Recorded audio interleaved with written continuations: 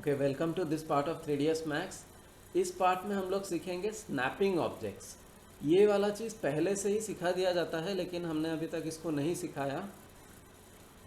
Snapping object वो लोग use करते हैं जो बहुत प्रोफेशनली ऑब्जेक्ट को प्लेसमेंट करना चाहते हैं। ओके, जिन लोगों का ऑटोकैड के बारे में अच्छे से नॉलेज है वो लोग स्नैपिंग बहुत आराम से समझ जाएंगे, क्योंकि ऑटोकैड में बिना स्नैपिंग के आप ठीक से काम नहीं कर सकते। ओके, सो स्नैपिंग क्या होता है, जो ऑटोकैड मालूम है अच्छी बात है, नहीं मालूम है तो भी मैं उनको डिटेली समझाता हूँ कि स्नैपिंग क्या होता है। ओके, स्नैपिंग का मतलब क्या होता है, मान लीजिए एक बॉक्स आपने बनाया, this is a box. Okay, और एक बॉक्स आपने बना दिया, this is a box. Okay, इसको हम लोग F3 कर देते हैं। F3 करने से क्या होता है, सिर्फ आपका आउटलाइंस दिखाई देता है। ओके, तो अभी स्नैपिंग क्या होता है, देखिए यहाँ पे आपका एक ऑप्शन है स्नैप टॉगल। ओके, स्नैप का हालांकि 4 ऑप्शंस हैं, पहला वाला ही सबसे इम्पोर्टेंट है, स्नैप टॉगल। इसको क्या करेंगे, आप राइट क्लिक करेंगे तो यहाँ पे आपको स्नैप का ऑप्शंस आएंगे। ये सारे मैं डिफाइन कर देता हूँ, इसके बाद उसको यूज़ करेंगे। ग्रिड पॉइंट्स क्या है, मैं जी ऑन करता हूँ तो ये जो सारे पॉइंट्स हैं ये ग्रिड पॉइंट्स हैं। ओके, तो अगर जब मैं स्नैप ऑन करूँगा और माउस को इसके ऊपर लूँगा तो देखिए ये येलो कलर से हाईलाइट हो जाता है। मतलब जब मैं मूव टूल लूँगा या कोई बॉक्स अभी देखिए बनाऊँगा, अभी देखिए ग्रिड पॉइंट ऑन है, तो जब मैं क्लिक करके ड्रैग करूँगा और यहाँ पे क्लिक करके रिलीज़ करूँगा तो कंप्यूटर मेरा सारा पॉइंट जो है सिर्फ ग्रिड पे ही डालता है और कहीं वो नहीं डालता। ओके, तो ये है ग्रिड पॉइंट। ग्रिड पॉइंट हालांकि हमको ज़रूरत ज़्यादा नहीं पड़ता है, इसको ऑफ कर देते हैं। ग्रिड लाइंस, ये होते हैं ग्रिड लाइंस। ग्रिड लाइन में कहीं पर भी क्लिक कर सकते हैं। पाइवट, तो इस ऑब्जेक्ट का जहाँ पे पाइवट होगा, देखिए ये पाइवट यहाँ पे हाईलाइट हो जाएगा, ये वाला पाइवट। ओके, मैं ऑन ऑफ करके सिर्फ डिफाइन कर रहा हूँ। बाउंडिंग बॉक्स, बॉक्स देखिए बॉक्स का बॉर्डर जहाँ पे वो बाउंड कर रहा है। Okay, end point, end point ही ज़्यादातर हमको ज़रूरत पड़ेगा, ये ऑब्जेक्ट का एंड पॉइंट है। मतलब मैंने मूव टूल लिया, इस ऑब्जेक्ट को क्लिक किया, अभी देखिए मैं इस पॉइंट पे क्लिक करके इस पॉइंट पे रिलीज़ करता हूँ, तो अभी मैं पूरा 100% गारंटी के साथ बोल सकता हूँ कि ये कोने से कोने जुड़ा है। लेकिन अगर मैं ये एंड पॉइंट ऑफ नहीं करूँगा तो अंदाजे में जाके जुड़ेगा, आप गारंटी से नहीं बोल सकते ये कोने में जुड़ा या नहीं। तो प्रिस्पेक्टिव व्यू में परफेक्टली अब अगर आप काम करना चाहते हैं तो ये एंड पॉइंट आप यूज़ कर सकते हैं। दूसरा है मिड पॉइंट। देखिए सारा कुछ ऑन कर देंगे तो इतना सारा स्नैपिंग हो जाएगा, आप कंफ्यूज हो जाएंगे, तो इसीलिए मैं एक एक करके ऑन ऑफ करके दिखा रहा हूँ। अगर आप सारा ऑन कर देंगे तो कहीं पर भी वो अपने आप स्नैप हो जाएगा, आप समझ नहीं पाएंगे, कैलकुलेट नहीं कर पाएंगे। मिड पॉइंट, मिड पॉइंट देखिए, आप बोलेंगे ये स्नैपिंग यूज़ कहाँ होता है, यूज़ कहाँ होता है मैं बता रहा हूँ। देखिए मुझे बोला गया आप इस ऑब्जेक्ट को, इस ऑब्जेक्ट का पूरा बीच में लेके रखिए। अगर ये स्नैपिंग ऑन नहीं होता तो मुझे कैसे पता चलेगा इस ऑब्जेक्ट का सेंटर कौन सा है, इस ऑब्जेक्ट का सेंटर कौन सा है। मुझे मैथमेटिकल कैलकुलेशन करना पड़ेगा जो बहुत टाइम लगेगा। ओके, इंस्टेड ऑफ दैट मैंने यहाँ पे मिड पॉइंट ऑन किया। ये स्नैपिंग देखिए, ये कभी कभी क्या होता है, इसको आप ऑन कर देते हैं लेकिन ये वाला ऑन नहीं रहता है, तो ये ऑन होते हुए भी वर्क नहीं करेगा।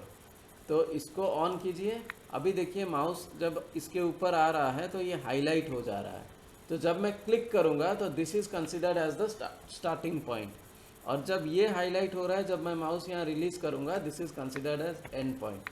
तो अभी मुझे कोई चैलेंज नहीं कर सकता कि इसको मैंने बीच में नहीं रखा है। मैंने कोई कैलकुलेशन नहीं किया, कोई हिसाब किताब नहीं किया कि इसका लेंथ कितना है, सेंटर पॉइंट कितना है, इसका लेंथ कितना है, कौन सा पॉइंट कहाँ होना है, मैंने कुछ हिसाब नहीं किया। मैंने सिर्फ एंड पॉइंट का ये जो स्नैपिंग ऑन कर दिया, जब मैं माउस उसके ऊपर ले गया, माउस भले ही उससे थोड़ा दूरी पे है लेकिन मिड पॉइंट को उसने अपने आप स्नैप कर लिया। ओके, वैसे ही आप सब देख लीजिए सेंटर फेस क्या होता है, ये इसको फेस बोलते हैं, ये फेस का सेंटर है। ओके, फेस कौन सा है, ये इसको फेस बोलते हैं। एज कौन सा है, ये सब मैंने पॉलीगन में पढ़ाया था, इसको एज बोलते हैं। वर्टेक्स कौन सा है, इसको वर्टेक्स बोलते हैं।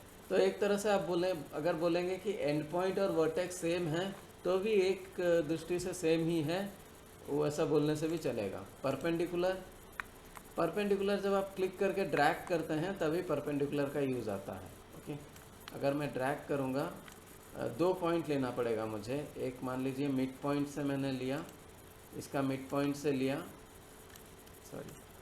इसका मिड पॉइंट से मैंने ऑब्जेक्ट को मूव करना चाहा, स्पेस बार करके लॉक कीजिए, नहीं तो प्रॉब्लम होगा। और यहाँ पे देखिए परपेंडिकुलर में जाके रह गया। ओके, 2D में हालांकि परपेंडिकुलर ज़्यादा यूज़ होता है, 3D में परपेंडिकुलर उतना खास नहीं आता है। टैंजेंट, ये कोई सर्कल का एंड पॉइंट पे ही टैंजेंट आएगा। तो मेरे ख्याल से मेरे हिसाब से एंड पॉइंट ही ज़्यादा हम लोग यूज़ करते हैं, या वर्टेक्स यूज़ करते हैं, या मिड पॉइंट यूज़ करते हैं। इन तीनों के अलावा मैंने तो कोई दूसरा यहाँ पे 3D मैक्स में यूज़ नहीं किया। Okay, so this is called snapping. सो एक ऑब्जेक्ट को एक कोने से दूसरे कोने तक ही स्नैपिंग का ज़्यादातर ज़रूरत पड़ता है। ओके, तो अभी देखिए इस ऑब्जेक्ट को इस कोने से इस कोने तक लाना चाहता हूँ, सिंपल एंड पॉइंट पे गया, स्नैपिंग ऑन है, इस ऑब्जेक्ट पे क्लिक कीजिए। कभी कभी आप स्नैपिंग करते वक्त अगर दूसरा ऑब्जेक्ट सिलेक्ट हो जाता है तो ऑब्जेक्ट को सिलेक्ट कीजिए और स्पेस बार प्रेस कर दीजिए, ये ऑब्जेक्ट यहाँ पे लॉक हो जाएगा। अभी आप यहाँ पॉइंट से क्लिक करके ड्रैग करेंगे तो कंप्यूटर और कोई दूसरा ऑब्जेक्ट सिलेक्ट नहीं करेगा, इसी को ही मूव करेगा। उसके बाद अभी दूसरा ऑब्जेक्ट आप सिलेक्ट नहीं कर पाएंगे क्योंकि ये लॉक है। जब आप स्पेस बार प्रेस करके लॉक खोलेंगे तभी जाके आप दूसरा ऑब्जेक्ट सिलेक्ट कर पाएंगे। लॉकिंग मुझे याद नहीं मैंने आपको बताया है या नहीं। लॉकिंग इज़ वेरी इंपॉर्टेंट, मतलब ऑब्जेक्ट को जब हम सिलेक्ट कर लेते हैं वायर फ्रेम मोड में, थोड़ा जब बाहर क्लिक करते हैं तो ऑब्जेक्ट का सिलेक्शन चला जाता है। ये कुछ लोगों को दिक्कत करता है। तो लेकिन अगर आप ऑब्जेक्ट को सिलेक्ट करके स्पेस बार करने का आदत डाल लेंगे तो आप इसको यूज़ कर लिए, उसके बाद आप स्पेस बार जब दूसरा ऑब्जेक्ट सिलेक्ट करना होगा स्पेस बार रिलीज़ कर दिए, इसको सिलेक्ट कर दिए, स्पेस बार पकड़ के इसको चूज़ कर लिए, तो ये आपका वर्क फ्लो बहुत आसान रहेगा। और स्नैप भी ज़रूरत पड़ने पर ही यूज़ कीजिए। नॉर्मली अगर आप रफली ऑब्जेक्ट को प्लेस कर रहे हैं तो इसको बेटर यूज़ मत कीजिए। ओके, क्योंकि ये आपका ऑब्जेक्ट इधर उधर लेके स्नैप कर देगा। अगर ज़रूरत नहीं है, बिना प्लान का आप यूज़ कर रहे हैं तो आपको दिक्कत होगा। ओके, सो ये स्नैप में ऑफ कर देता हूँ।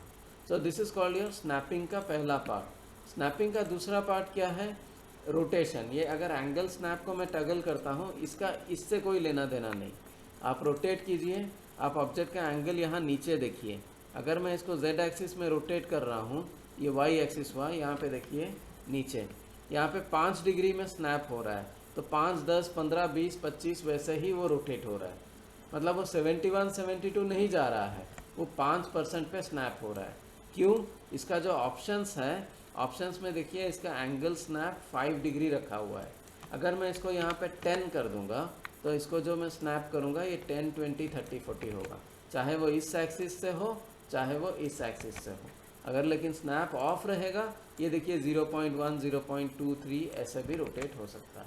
ओके, जहाँ परफेक्ट चाहिए वहाँ पे ये स्नैप यूज़ कीजिए। रोटेशन का, स्केल का, तो स्केल का परसेंटेज होता है, 10% है तो इसको अगर मैं स्केल करूँगा तो ये देखिए 110, 120, 130 वो ऐसे ही स्केल होता है, मीन्स इन मल्टीपल्स ऑफ 10।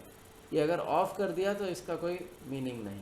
तो अगर कहीं पे ऐसा ज़रूरत पड़ता है कि पर्टिकुलर एंगल से आपको स्नैप करके रोटेट करना है, पर्टिकुलर परसेंटेज में स्केल करना है, तभी ही आप ये वाला ऑप्शन ऑन कीजिए, otherwise don't use this. Okay, spinner snap ये उतना कुछ खास नहीं होता कि मैं इसको कभी ये स्निपर स्नैप आज तक यूज़ नहीं किया। ओके, ये दोनों भी, ये वाला यूज़ करता हूँ मैं। कभी कभी मुझे ऑब्जेक्ट एग्जैक्ट 90 डिग्री 45 डिग्री चाहिए होता है तो ये 5 डिग्री का स्नैप में ही मैं इसको 5 में रोटेट करता हूँ, 90 तक ले आता हूँ। ओके, स्केल ज़्यादातर ज़रूरत नहीं पड़ता मुझे, स्नैपिंग के लिए ज़रूरत नहीं पड़ता कभी। तो ये पहला वाला स्केल ही सबसे ज़्यादा ज़रूरत पड़ेगा। इसको प्रेस करके रखिए, आपको एक 2D स्केल आएगा, एक 2.5 स्केल आएगा। 3.5 is the best scale. Okay, so इसीलिए आप 3 पॉइंट स्केल में ही कीजिए। 2 पॉइंट स्केल तब यूज़ किया जाता है, मान लीजिए आप सिर्फ फ्रंट व्यू में आप एडजस्ट कर रहे हैं तो यहाँ पे आप 2 पॉइंट स्केल यूज़ कीजिए। इससे क्या होगा, आपका इस एक्सिस पे जो जो चीज़ें आ रहे हैं स्क्रीन के फ्लैट स्क्रीन में, तो वही कंप्यूटर 2D में हाईलाइट करेगा। अभी देखिए हालांकि ये ऑन है लेकिन आपका कुछ भी यहाँ स्नैप हो ही नहीं रहा है। ओके, 2.5 में भी देखिए 2.5 में स्नैप होगा। ओके, सो ये वाला मेरा यहाँ पे स्नैप हो जाएगा लाइक दिस, क्योंकि ये एक ही प्लेन में है लाइक दिस। लेकिन 2 में स्नैप नहीं हो रहा है क्योंकि दोनों का एंगल जो है वो सेम नहीं है। इससे आप मतलब मत रखिए, आप 3 पॉइंट में स्नैप कीजिए और हमेशा पर्सपेक्टिव में स्नैपिंग का कोशिश कीजिए। 2D में स्नैपिंग का एक बहुत बड़ा दिक्कत है, ये देखिए इसका एंगल्स एक्सिस सेम नहीं है, इसका एक्सिस सेम नहीं है।